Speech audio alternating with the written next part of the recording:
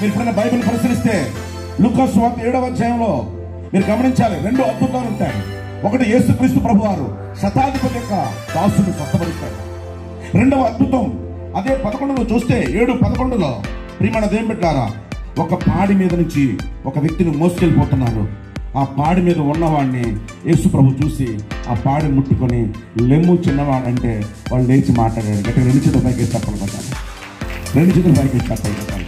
నా మాట జాగ్రత్త వినాలి, నా మాట ఇది శ్రద్ధగా వినాలి. ఏంటంటే ప్రియమైన దేవుని బిడ్డలారా, ఇక్కడ ఎన్ని అద్భుతాలు జరిగాయి చెప్పాలి. ఎన్ని అద్భుతాలు జరిగాయమ్మా? చాలా మంది వినట్లేదు సరిగా. ఎన్ని అద్భుతాలు జరిగాయి? 2 అద్భుతాలు జరిగాయి. ఇప్పుడు ఈ అద్భుతాలు చూసి విన్నవాడుగా యోహాను ఏం చేస్తున్నాడు? ఇతను చెరసాలలో వేయబడ్డాడు. ఇప్పుడు 2 శిష్యులు పిలుచుకున్నాడు. పిలుచుకొని యేసు ప్రభు దగ్గరికి వెళ్ళండి రా, వెళ్ళి ఒక ప్రశ్న అడగండి. ఏంటి ఆ ప్రశ్న అంటే, ఏం ప్రశ్న అది? మీరు అక్కడ చదివితే, రాబోయేవాడవు నువ్వేనా క్రీస్తువి? నువ్వేనా ప్రపంచమంతటికి మోక్షం ఇవ్వడానికి లోక పాపములు మోసుకొని పోయే దేవుడి గొర్రె పిల్లగా రక్తాన్ని చిందించడానికి వస్తావటగా, ఆయన నువ్వేనా అని అడగడానికి పంపించాడు. ఎప్పుడైనా ఈ వాక్యం చదివారా? చేతులు ఎత్తండి క్రైస్తవులైన వారు. మా చెల్లిని అడుగుతాను, అంటే ఈ పాస్టర్ గారిని అడుగుతాను. మీరు బహుశా సరిగా అర్థమైనట్టు అనిపించట్లేదు. చెల్లి, ఫస్ట్ ఏం చెప్పాడైనా? చెరసాలలో వేయబడక మునుపు నేను క్రీస్తుని కాదు, ఆయనే క్రీస్తు అన్నాడా లేదా? చెప్పండి, అన్నాడా లేదా? ఎవరిని చూసి? యేసు ప్రభువుని చూసి. ఇప్పుడు చెరసాలలో వేయబడ్డాడు. అప్పటికే బయట అద్భుతాలు వింటున్నాడు. శతాధిపతి దాసుని దేవుడు స్వస్థపరిచాడు. తర్వాత పాడి మీద ఉన్నటువంటి శవాన్ని ముట్టి స్వస్థపరిచాడు. అదే అధ్యాయంలో జరిగిన సంఘటన ఏంటంటే, ఇప్పుడు ఇతను శిష్యులు పంపించి నువ్వు క్రీస్తువా కాదా అంటున్నాడు. ఇప్పుడు చెప్పండి, దేవుణ్ణి కనుగోవడం ఈజీయా కష్టం? మీరు మాట్లాడకపోతే మధ్యలోకి వస్తాను.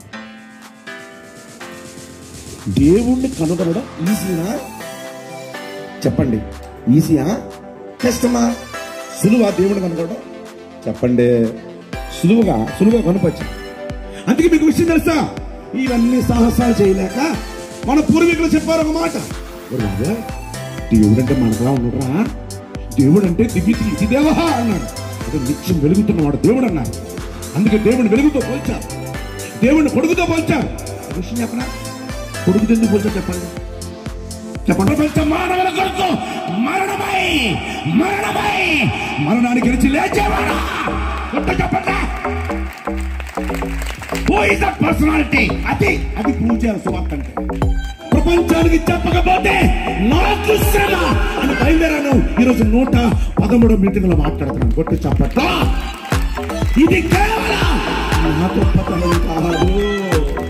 కుళ్ళిపోయిన మాంసం మొత్తలు చేతులతో వేసుకుతున్నప్పుడు, దారుణమైన పరిస్థితికి వెళ్ళినప్పుడు ప్రపంచం నన్ను ఆదుకోలేదు, ప్రపంచం నన్ను కనిపెట్టుకుని కూర్చోలేదు.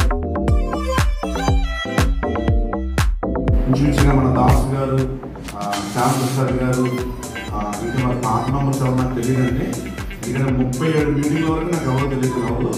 కాబట్టి అక్కడి నుంచి వీళ్ళు చేసినటువంటి మీటింగ్లు ఈ రోజు వరకు ఎక్కడెక్కడ వెళ్ళామని కొంచెం ఇవ్వడానికి ప్రయత్నం చేస్తా ఉన్నాం. 2011 జనవరిలో రామచంద్రపురం, 2వ మీటింగ్ వెల్ల, దీన్ని ఎక్కపెట్టుకున్నాయి.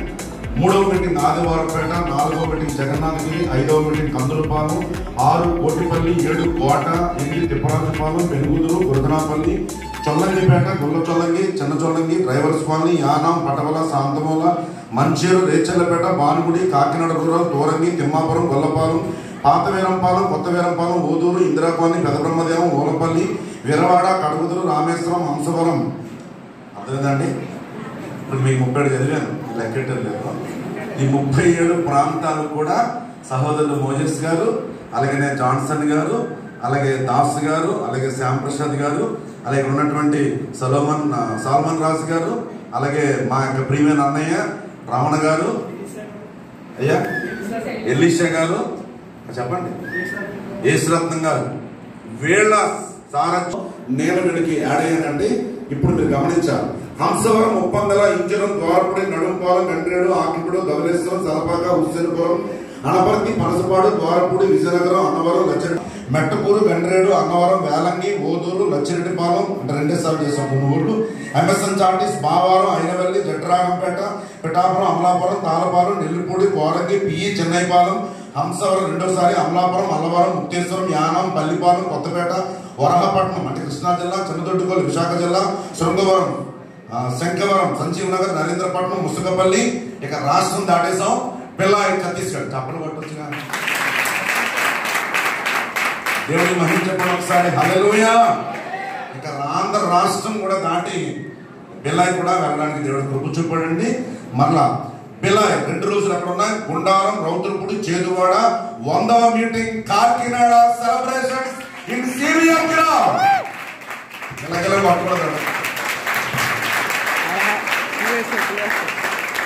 వచ్చి కూర్చున్నాను కానీ నాకు నిజంగా దుఃఖం ఆగట్లేదు. ఎందుకంటే ఇంత మంచి కుటుంబాన్ని అప్పచెప్పి దేవుడు నిజంగా ఎంత మంచివాడండి. నిజంగా నేను ఒకటే అంటాను, ఇందులో ఎంతమంది ఏం సంపాదించారు నాకు తెలియదు కానీ మనమంతా కూడా దేవుని కృపను సంపాదించాం. అదే చెప్పండి. ఇంతగా సోదరులు చెప్పారు, ఫేమ్ కోసం ఇందులో ఎవరు పనిచేసే వాళ్ళు లేరు. నిజంగా చెప్పాలంటే మేము ఇన్ని మీటింగ్ చేసిన ఎవరికి కాదు, మాలో వాళ్ళకి కాదు. 10 మందిని పిలిచి ఒరే బాబు చెప్పండి అంటే నువ్వే కదా చెప్తావు అని రాశాను. నాకు నిన్నడది గుర్తుండదు ఏమండి. కాబట్టి ప్రియమైన దేవుని బిడ్డలారా, 100వ మీటింగ్ని సిబిఎం గ్రౌండ్లో సెలబ్రేట్ చేస్తున్నాం. ఇప్పుడు మరలా ఉత్తరకంచి 101, లంబగులవ, ఒమ్మెంగి, రాచపల్లి, అన్నవరం, రావికంపాడు, తాటిపాక, అరట్లకోట 2020 క్లోజ్ అయిపోయిందండి. అర్థమైందా? మళ్ళీ కరోనా నుంచి జయించుకొని బయటకు వచ్చాం.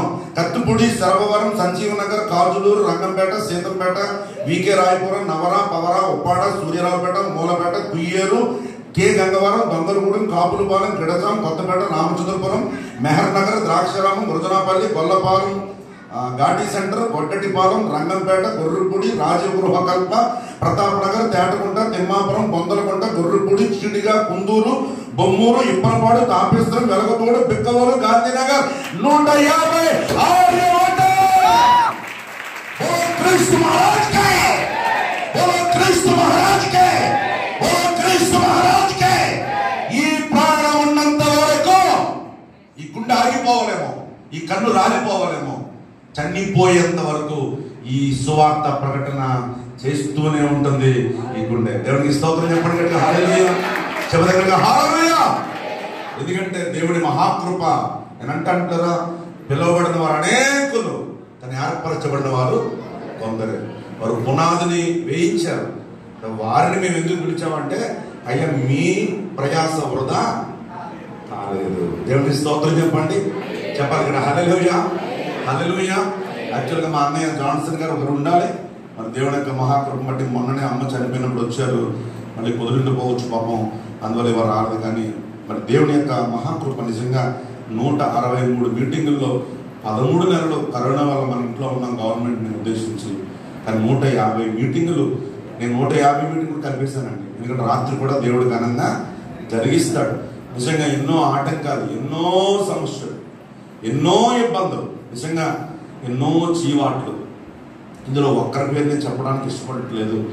నేను యాడ్ అయిన తర్వాత 113 మీటింగులు నేను చేస్తున్నాను. దేవుని స్తోత్రం చెప్పండి. నాకు అంతకుముందు ఇప్పుడు కూడా మనం పరిశీలిస్తే ఈ కుటుంబంలో ఎవ్వరు గవర్నమెంట్ ఎంప్లాయీస్ కాదు, ఎవ్వరు గొప్ప డబ్బున్నవాడు కాదు, ఎవ్వరు కూడా ఇదిగో ఇచ్చేస్తాం తీసుకెళ్ళిపోండి అని చెప్పేవాడు కాదు. కష్టపడి పని చేసుకుంటూ దేవుడి కృపలో ముందు కొనసాగినవాడు. నా మట్టుకు నేను ఎన్నోసార్లు నా కొలీగ్స్ని అప్పు చేసుకుని వచ్చిన సందర్భాలు కూడా ఉన్నాయి. ఎందుకంటే ప్రియమైన దేవుడు పెట్టారా, దేవుడు నిజంగా ఇంతమంది గొప్పవాళ్ళు ఉంటుండగా మనకంటే డబ్బున్నవాళ్ళు, గొప్ప గొప్ప పేర్లున్నవాళ్ళు, గొప్ప గొప్ప జ్ఞానం ఉన్నవాడు మంచిగా లైవ్ పెట్టడానికి కూడా వాళ్ళ దగ్గర ఏంటది ఇంటర్నెట్ సదుపాయం ఉండదండి. మన దగ్గర ఉన్నదంతా 1.5 GB 2 GB. చెల్లెళ్ళు ఇంత నుంచి మనం పాడుతున్న పాట చరణాలు పెట్టేస్తుంటే ఆమె చూసి నాకు చాలా ఆనందం కలిగేస్తుంది.